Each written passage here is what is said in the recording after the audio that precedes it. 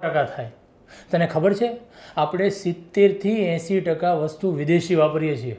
સવારે ઉઠીને કોલગેટથી બ્રશ કરીએ છીએ, જીલેટથી દાઢી કરીએ છીએ, ઓલ સ્પાઇડનું આફ્ટર શેવ લગાડીએ છીએ અને વળી પાછા લક્સથી નાહીએ અને ચડ્ડી તો જોકીની જ જોઈએ. ડીઓ એક્સનો લગાડીએ છીએ, ટી શર્ટ પોલોનું અને નાઇકીનું પહેરીએ છીએ અને જીન્સ તો લીનું.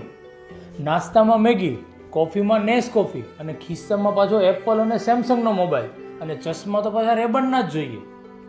બૂટ તો પાછા રીબોક અને નાઇકી વિના ચાલે જ નહીં, કેમ કે સ્ટાન્ડર્ડતા અને બ્રાન્ડેડતા બતાવવાની હોય ને. અને ઘડિયાળ તો પાછા રાડોની પહેરે અને ગાડી તો કે હોન્ડાઈની. બાઇક તો પાછું હોન્ડાનું જ ફાવે અને ઓફિસમાં લેપટોપ લિનોવો અને એચપીનું વાપરીએ છીએ અને બપોરે જમવામાં મેકડોનલ્ડ્સના પિઝા અને બર્ગર.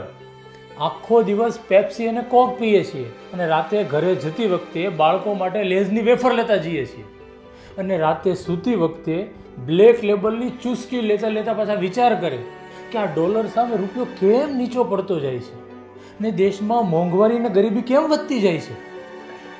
કોઈ હક નથી તમને આની વિશે ચર્ચા કરવાનો કે સરકારને દોષી ઠેરવવાનો, કેમ કે આ એક હાથે તાળી નથી પડતી. એમના માટે 2 હાથ અને 10 આંગળીઓએ ભેગું થવું પડે છે. તો આપણી આ સરકાર બધી વસ્તુ બંધ કેમ નથી કરી દેતી?